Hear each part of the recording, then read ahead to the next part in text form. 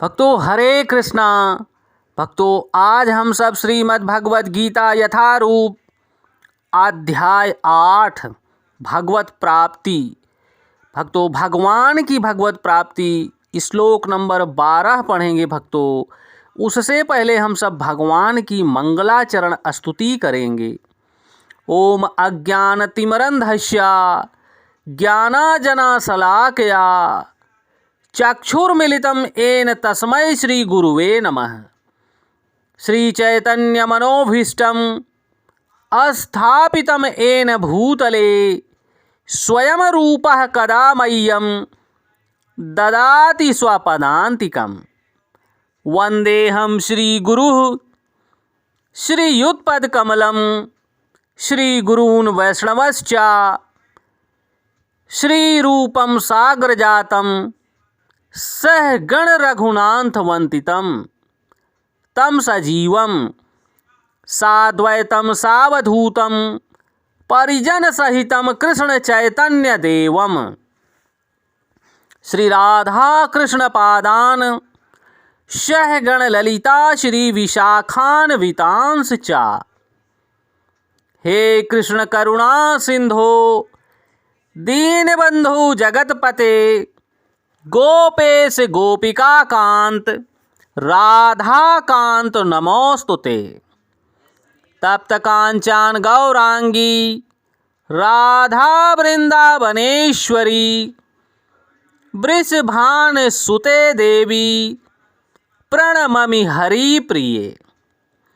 वाञ्छाकल्पतरुभ्यश्च कृपा सिन्धुभ्येव एव च पतितानां पावनेभ्यो वैष्णवेभ्यो नमो नमः।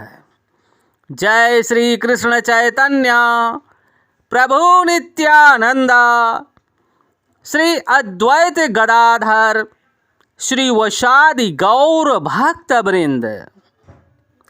नमः ओम विष्णुपादाय कृष्ण पृष्ठाय भूतले श्रीमते भक्ति वेदांत स्वामिने इति नामिने। नमस्ते सारस्वती देवी गौरवाणी प्रचारिणे निर्विशेष शून्यवादी पाश्चात देश तारिणे। नमो महावंदाय कृष्ण प्रेम प्रदायते कृष्ण कृष्णाय चैतन्य नामने गौरताविषे नमः। नमो ब्रह्मांडाय दावाय गौ ब्राह्मणाय हिताय च जगदधिताय कृष्णाय गोविंदाय नमो नमः। हरे कृष्णा कृष्ण कृष्णा हरे हरे हरे रामा राम राम हरे हरे। हरे कृष्णा कृष्ण कृष्ण हरे हरे हरे राम राम राम हरे हरे। भक्तों भगवान इस श्लोक में बोल रहे हैं, कृपया भक्तों आप सब ध्यान देना। सर्वद्वाराणि शम्यं मनः हृदयः निरुद्धाय च मूर्धिन अधाय आत्मानः प्रणम अस्थितः योग धारणम। भक्तों यहाँ पर भगवान स्पष्ट कर रहे हैं समस्त इंद्रिय क्रियाओं से विरक्ति को योग में स्थित योग धारणा कहा जाता है।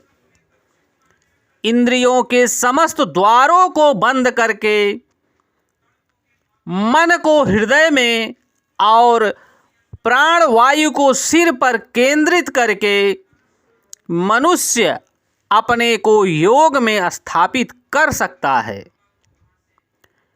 भक्तों यहाँ पर अर्जुन को भगवान योग की पद्धति से भगवान का धाम प्राप्त करने की विधि बता रहे हैं। भक्तों समस्त इंद्रिय क्रियाओं को विरक्ति को योग की स्थिति, योग धारणा कहा जाता है।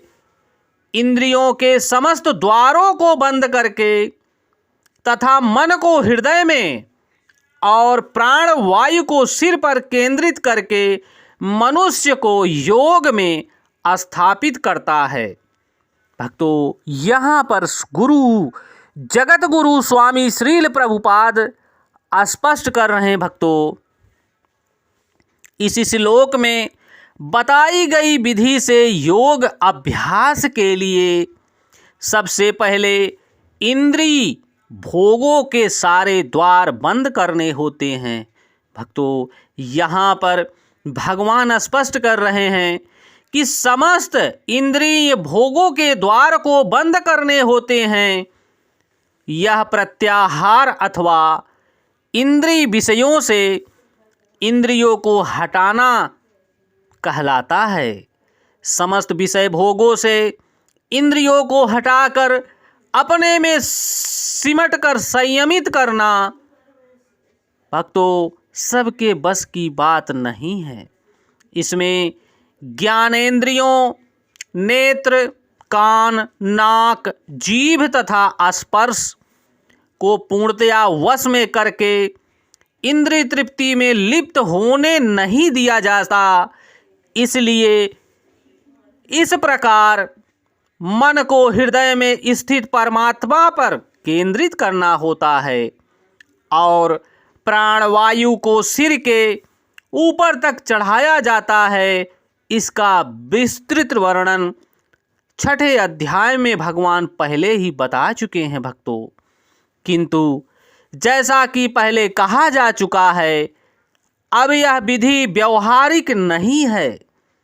सबसे उत्तम विधि तो भक्ति योग है। भक्तों, जो भगवान श्री कृष्ण कृष्ण भावना अमृत में स्थित हो जाता है, वह भगवान को बड़े सरलता से प्राप्त कर लेता है। भक्तों, यदि कोई भक्त भक्ति में अपने मन को भगवान श्री कृष्ण के चरणों में स्थिर करने में समर्थ हो जाता है, तो उसके लिए अविचलित दिव्य समाधि में बने रहना सुगम हो जाता है और वह भगवान को बड़े प्रेम पूर्वक भक्तों प्राप्त कर लेता है। भक्तों, शास्त्रों में बहुत पहले ही बताया जा चुका है कि भक्ति योग सबसे उत्तम योग है। भक्तों, भक्ति योग के माध्यम से मनुष्य भगवान को नाम को स्मरण करते हुए, भगवान के नाम का स्मरण करते हुए और अपने नित्य कर्म को करते हुए भक्ति योग कर सकता है। भक्तों, और भगवान के नाम को जब मनुष्य स्मरण करता है तो भगवान उस मनुष्य के हृदय में विराजमान साक्षी रूप में सुनते हैं कि यह मेरे नाम का कितनी बार स्मरण करता है। और धीरे धीरे जब मनुष्य भगवान के नाम का स्मरण करते करते भगवान से प्रेम करने लगता है और जब वह अथाह प्रेम करना शुरू कर देता है भक्तों, तो भगवान की छवि उसकी आँखों में उसे दिखाई देने लगती है। भगवान की छवि उस मनुष्य को स्वतः दिखाई देने लगती है। उसे महसूस होने लगता है कि भगवान उसके पास हैं, भगवान उसके चारों तरफ हैं, भगवान की कृपा उस व्यक्ति पर है। ऐसा उस व्यक्ति को अनुभव होने लगता है भक्तों। और अंत समय आने पर भगवान स्वतः ही साक्षात उस मनुष्य का हाथ पकड़कर अपने धाम में लेकर प्रवेश कर जाते हैं। भक्तों, यह भगवान की प्रेममयी कृपा है। भक्तों, जो मनुष्य भगवान के नाम का सहारा लेता है वो इस भवसागर को पार कर जाता है। भक्तों, क्योंकि घोर कलिकाल ने भी स्वयं यही कहा है कि हे प्रभु, जो आपके नाम का सहारा लेगा, आपके नाम को जो स्मरण करेगा, वो सुखपूर्वक इस भवसागर को पार कर जाएगा। मैं उसका कुछ भी बिगाड़ नहीं सकता, क्योंकि प्रभु का जहाँ नाम होगा, जहाँ प्रभु के नाम का कीर्तन होगा, वहाँ पर मेरे लिए कोई स्थान नहीं है।